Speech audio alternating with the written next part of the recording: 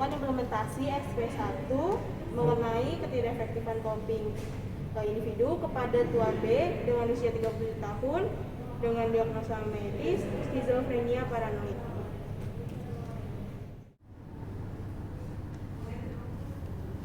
Selamat siang Pak. Perkenalkan ya, saya Novi yang akan bertugas hari ini. Sebelumnya boleh saya tahu nama Bapak siapa? Nama saya Pak Bayu. Oke, Pak Bayu, lebih senang dipanggil apa Pak Bayu? Saya senang dipanggil Pak Bayu aja. Oke, Pak Bayu aja ya. Pak Bayu, bagaimana perasaannya hari ini? Perasaan saya sih hari ini saya masih ngantuk gitu sih Sus. Mengantuk ya. Kenapa tuh Pak mengantuk? Emang semalam tidurnya nggak nyenyak ya? Ya Sus, saya sih masih suka kebangun gitu sih Sus. Masih suka bangun ya Pak? Ya. Emang karena apa? Apa Bapak masih keingat masalah Bapak? Ya Sus. Oh begitu ya. Terus tadi suster dengar dari perawat yang lain, katanya semalam Bapak marah-marah sendiri gitu ya? Ya Sus. Oke, kalau gitu hari ini kita ngobrol-ngobrol ya Pak tentang masalah yang Bapak hadapi dan apa penyebabnya sehingga kita bisa berdiskusi nih cara untuk mengatasi masalah Bapak. Apakah Bapak setuju? Setuju Sus. Oke, kira-kira Bapak mau berapa lama nih ngobrolnya? Bagaimana kalau 15 menit Pak? Boleh sih Sus. Oke, 15 menit ya. Tempatnya mau di mana Pak? Tempatnya kan kita udah data di sini aja Sus. Oke, di sini aja ya. Oke, kalau begitu tadi kan Bapak bilang nih tidurnya nggak nyenyak karena keinget terus nih sama masalah Bapak. Kalau boleh tahu masalah apa yang membuat Bapak kepikiran terus dan membuat Bapak jadinya tidurnya nggak nyenyak? Biasa kalau saya kurang tidur akhir-akhir ini itu biasa karena saya keinget waktu itu saya di PHK 2 bulan yang lalu.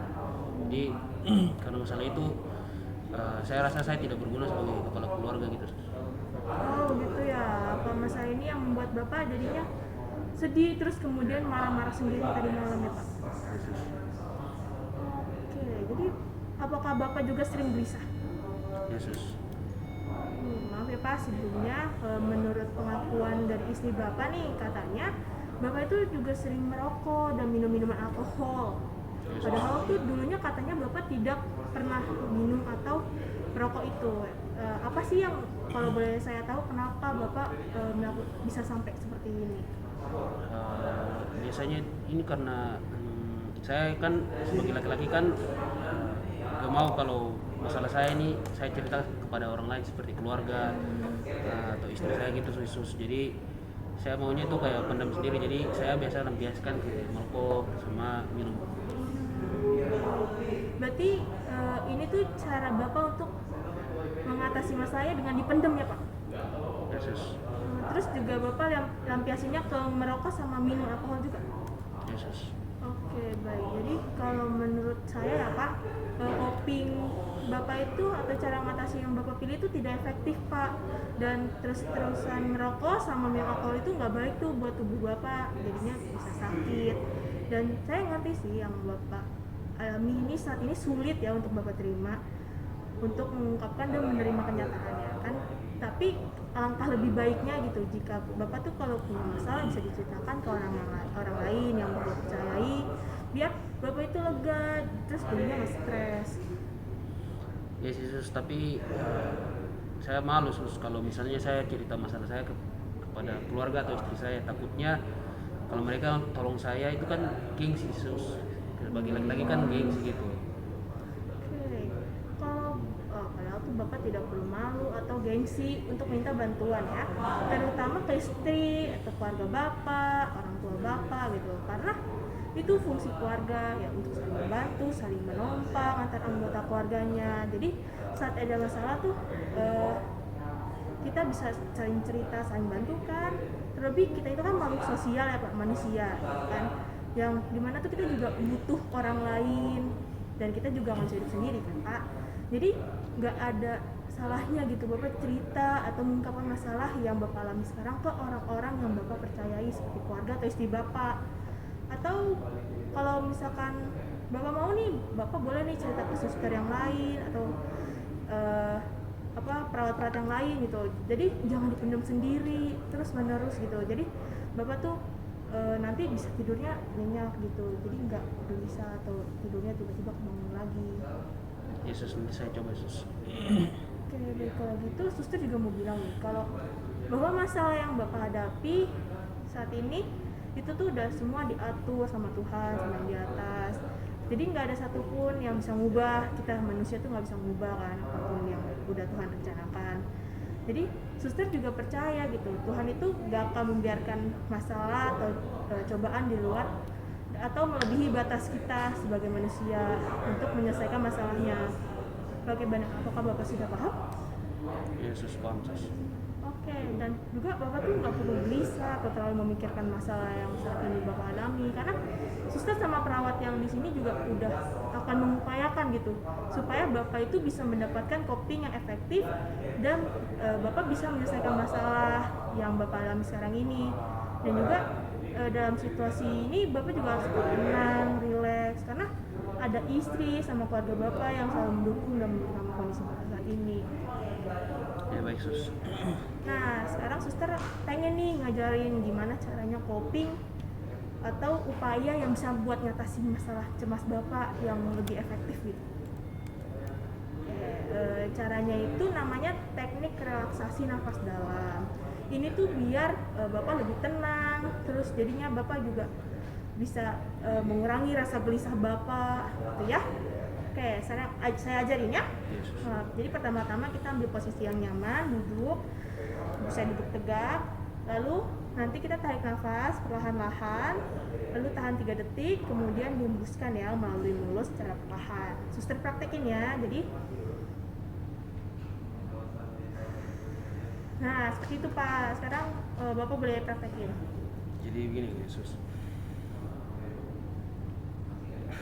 Nah, bagus, Bapak udah bisa melakukan teknik relaksasi nafas dalam.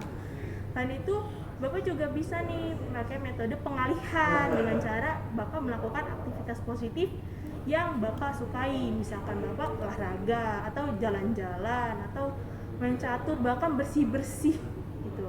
Kalau gitu, kira-kira aktivitas apa sih yang Bapak sukai dan ingin dilakukan? Aktivitas yang saya suka lakukan, biasanya saya suka jalan santai gitu sama suka main catur. Oke, jalan-jalan, olahraga sama catur ya. Baik, nanti ini saya tulis ya. Ini saya bawa pulpen sama kertas. Ya, ini saya tulis ya sebagai upaya coping Bapak. Jalan-jalan, olahraga, catur. Oke, ini ya tabelnya. Terus habis itu, nah terus ya suster juga mau ngasih tahu juga ya kalau Bapak mau cerita-cerita nih lagi sama suster atau perawat yang lain, nanti Bapak tuh tinggal bilang aja sama suster di sini supaya Bapak juga bisa belajar gitu untuk mengungkapkan masalah yang Bapak alami. Oke Yesus. Oke, setelah tadi udah nih kita udah ngobrol-ngobrol nih, terus kita udah berlatih nih teknik relaksasi nafas dalam tadi. Terus bagaimana sekarang perasaan Bapak saat ini? Saya sih perasaan lebih tenang gitu sih Yesus. Jadi tahu cara efektif untuk kalau ingat masalah lagi.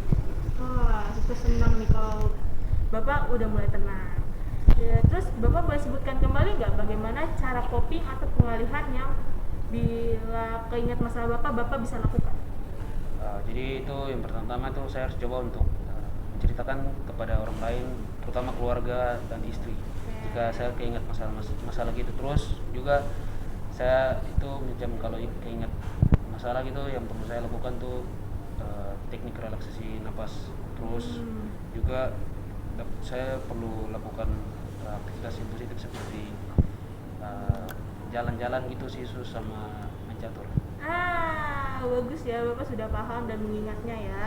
Dan Bapak bisa melakukannya kalau ada masalah atau keinget kembali sama masalah Bapak ya. Yesus. Oke, nggak kerasa nih udah 15 menit telah berlalu dan suster rasa udah cukup nih untuk perbincangan hari ini, dan besok suster akan balik lagi nih untuk diskusi dan ngelakuin pembuatan daftar masalah dan berarti menyelesaikan masalah dengan teknik-teknik yang lain. Apa Bapak setuju? Setuju. Oke, kira-kira Bapak maunya di mana? di sini aja sus. Dan mau jam berapa?